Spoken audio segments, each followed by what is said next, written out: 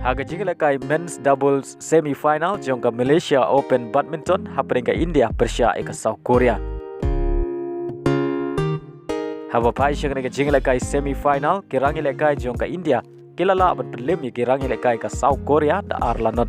Haga baga India kala job ke first game da arpeway la khat pra but haga second game ke India kala job da arpew la arpew. Maling bangane ke jing job ke India kala yo ban Rung ke final jongka Malaysia Open Mentaus nem arjar arpew sound. Haga Rangialehkai Australia League hapring ke Adelaide United Persia ke Sydney FC.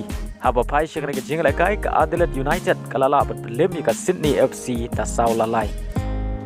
Bad haga ke Rangialehkai u player jong ke Adelaide United u Ibu Suki ulayo bentep hat-trick. Haga wei pat ke Rangialehkai Australia League hapring ke Central Coast Persia ke Melbourne Victory. Haba pai shangane ke Rangialehkai paro artli ki kenhun kia khai ta marshi gol. Baleng bagane ke Rangialehkai ke Melbourne Victory kadang ne aka kerdan meningkong haga mi ye kain point.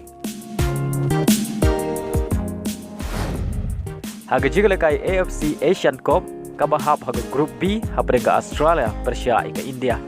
Bad gane ke sin ke baar bagine ki artli ki kenhun kenya kendu haga Rangialehkai Asian Cup.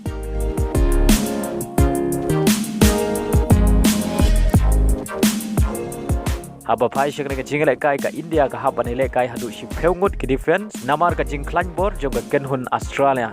Haga Kylla step jong ke Rangialehkai omdon gino ke bala bat penki jar wadla ke Australia ka yo si bundeli gilat bat penki jar Henry ke klemla bat pen urlong bad kumjuru ke Rangialehkai ke long marsh teng madan bad deh haga Kylla min kata haga minit ke basan peu ke Australia kala yo ban tap ke gol ke baningkong haga ke Rangialehkai lengbau Jackson.